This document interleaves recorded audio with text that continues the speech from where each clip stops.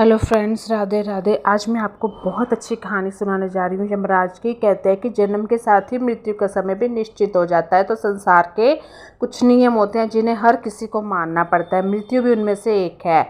इस सच को कोई नहीं बदल सकता, लेकिन मृत्यु के पहले कुछ संकेतों के माध्यम से हमें पता चल जाता है कि मृत्यु कब हो सकती है।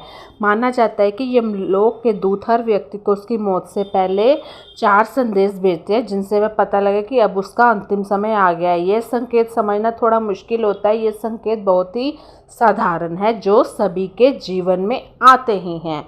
तो आज मैं आपको एक प्रचलित कहानी के माध्यम से यही बताऊंगी कि यमराज के इन संकेतों को किस प्रकार समझा जा सकता है। तो वीडियो को कंटिन्यू करती हूँ। यम और अमृत की कथा। एक समय में यमुना के किनारे अमृत नाम का एक व्यक्ति रहता था, जो दिन रात यमराज की पूजा किया करता था, क्योंकि उसे मृत्यु का भय था। इसी भय के चलते अमृत चाहता था कि यमराज उसके दोस्त बन जाएं और उसे अमृतत्व का वरदान दे। एक दिन अमृत की कड़ी तपस्या देख यमराज उसके समक्ष प्रस्तुत हुए और कहा कि मांगो, क्या मांगना है। तब अमृत ने यमराज से अमर होने का वरदान मांगा।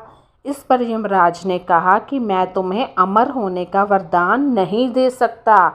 अमृत ने कुछ सोचा और फिर कहा कि ठीक है, आप मुझे अमरता का वरदान मत दीजिए, पर आप मुझे मेरे मृत्यु के पहले संकेत तो दे सकते हैं, जिससे मैं अपने परिवार के लिए उचित व्यवस्थाएं कर सकूं। इस पर यमराज ने कहा कि ठीक है, मैं तुम्हें संकेत दे दूंगा, पर इसके बदले तुम्हें भी मुझसे एक वादा करना होगा कि जैसे ही तुम्हें मृत्यु का संकेत मिलेगा, तुम इस संसार से विदा लेने की तैयारी शुरू कर दोगे। इतना कहकर यमराज अदृश्य हो गए। साल बीतते गए। अमृत ने यम के वादे से आश्वस्त होकर सारी साधना छोड़कर अपने वादों के अनुसार विलासतापूर्ण जीवन जीना शुरू कर दिया।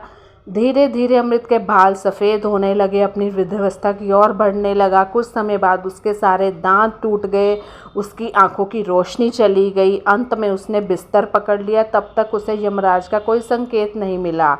वह आश्वस्त था कि मौत से पहले यमराज ने उसे कोई संकेत नहीं भेजा।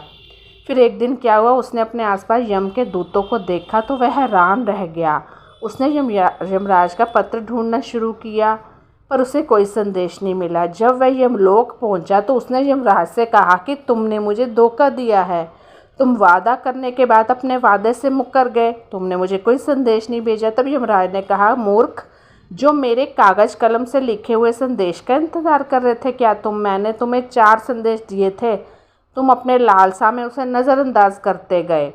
जब तुम्हारे बाल सफ़ेद हुए, वह मेरा पहला संकेत है। दूसरा, जब तुम्हारे दांत टूटे, वह मेरा दूसरा संकेत था। जब तुम्हारी आंखों की रोशनी चली गई, वह मेरा तीसरा संकेत था।